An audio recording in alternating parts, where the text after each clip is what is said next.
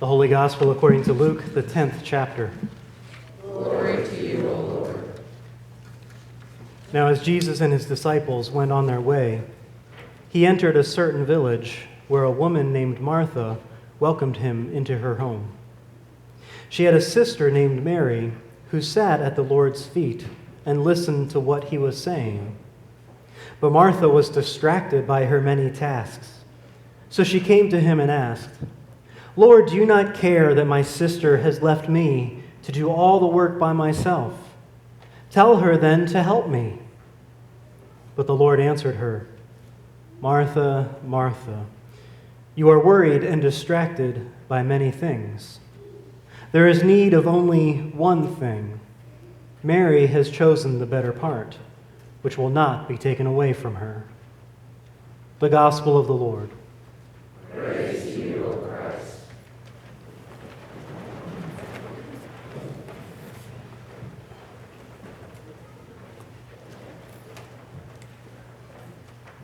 All right, so I have a theory. Now, it's a theory that's, it's not based on facts. It's not based on any research I've done or any work I've done. I pretty much just made it up. But it sounds like it could be true. I mean, it really does. I think this is why I didn't do really well on my science fair projects. But my theory is that when you greet someone and you just casually say, "Hey, how are you?" the top 3 responses that you get are, number 1, "I'm good."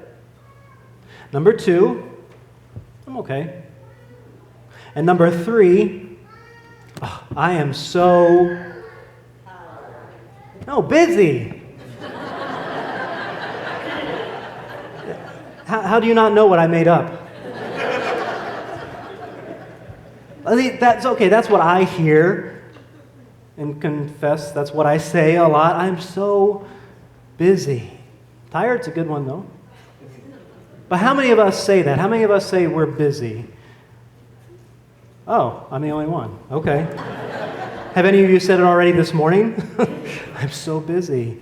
How many of us just feel busy all the time? Why? Why are we so busy? Or why do we make ourselves so busy?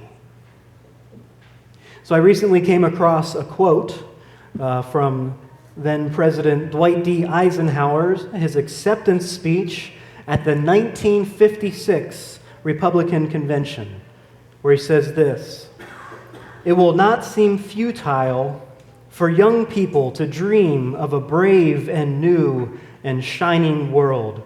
Were any of you young people in 1956? Not confessing, okay.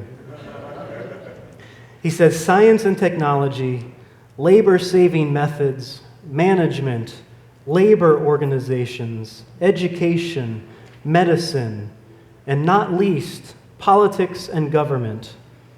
All these have brought within our grasp a world in which back-breaking toil and longer hours will not be necessary.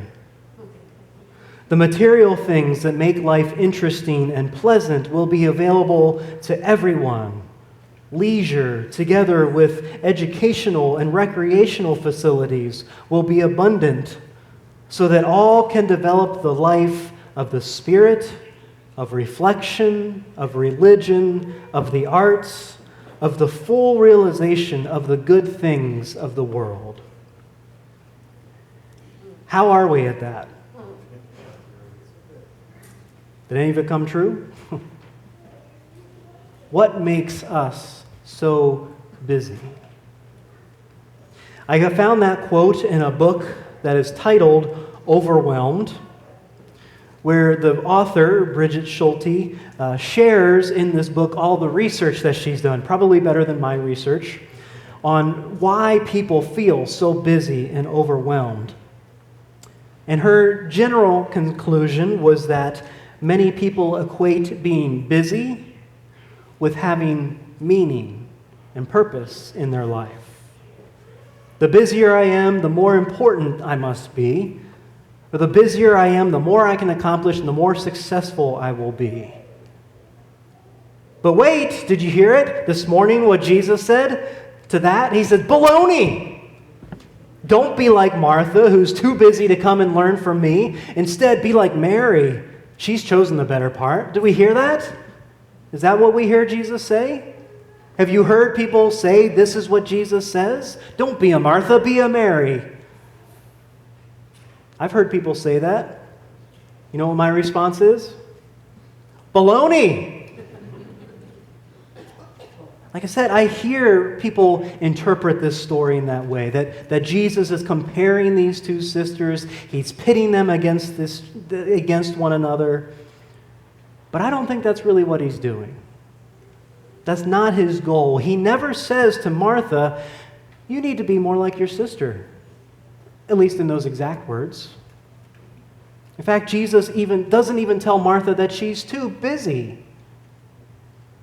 You know, as grand and ideal as President Eisenhower's vision for this life of recreation and leisure, for that to overshadow and replace a life of busyness, I mean, there's still physical labor that needs done. There's still work that takes extra hours to accomplish. There's still a need to be busy. Though I'm sure, as Coach was saying, there needs to be this balance of that, right?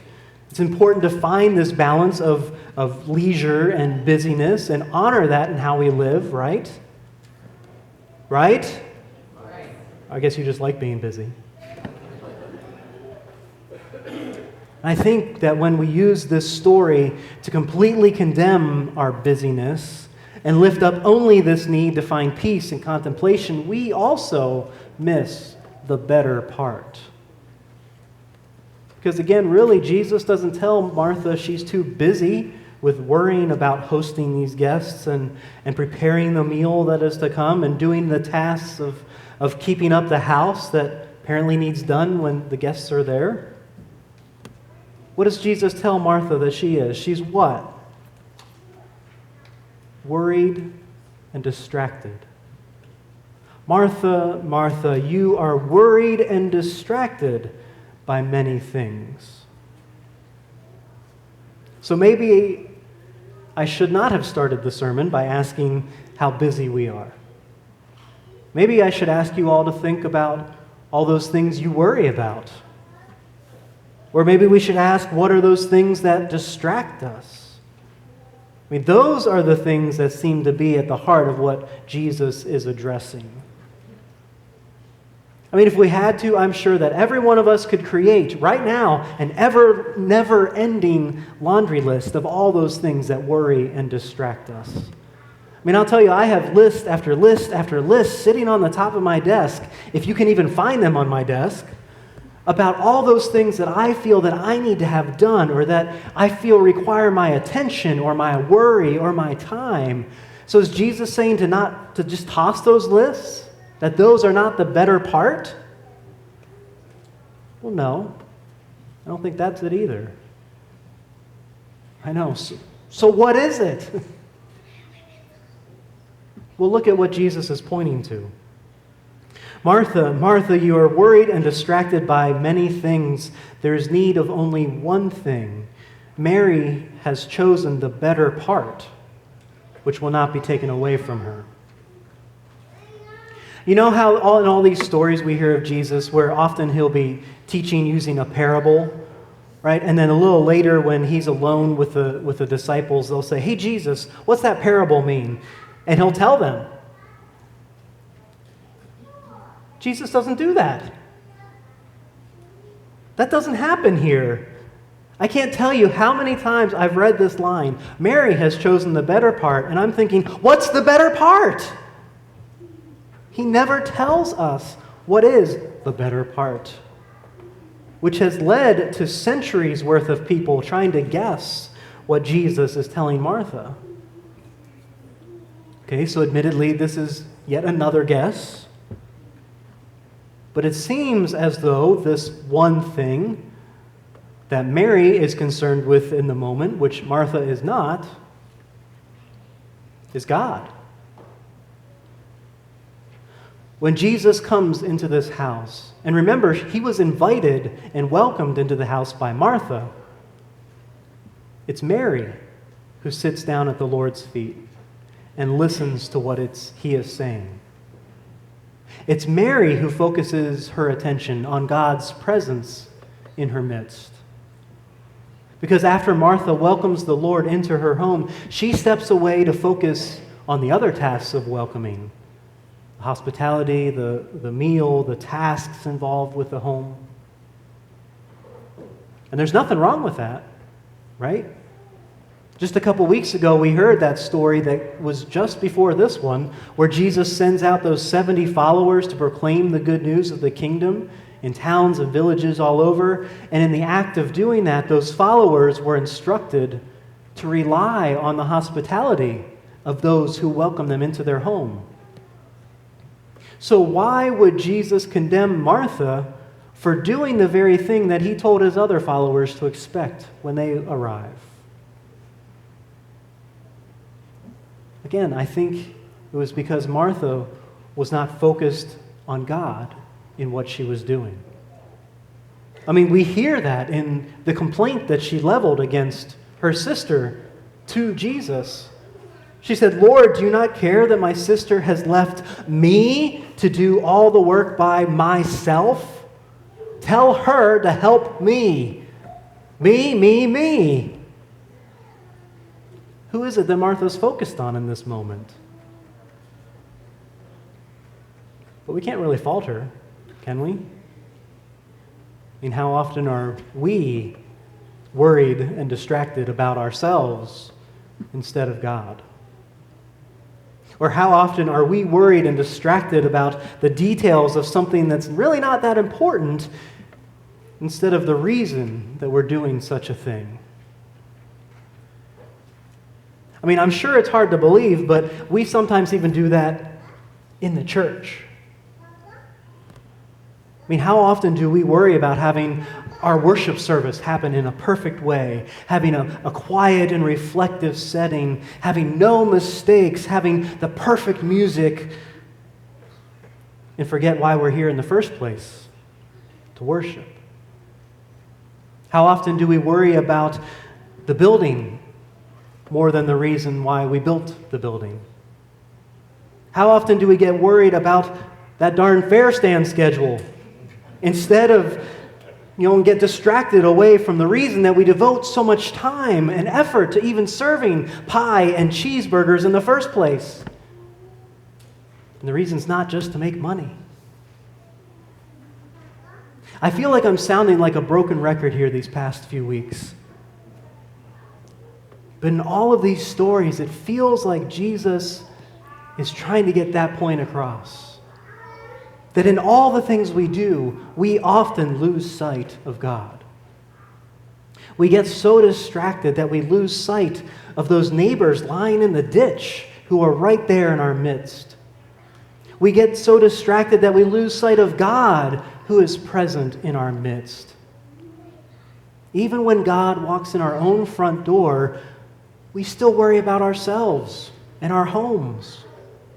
We get so distracted by the world around us that we think we find our purpose and our meaning in being busy, rather than finding purpose and meaning and identity through being a child of God. So whether we find ourselves busy doing the everyday tasks that are asked of each and every one of us, or whether we can take that time now and then to simply be in the presence of God, learning from our Lord, sitting at His feet, I hope that we always choose the better part. I hope in all of those things we can choose to focus on God.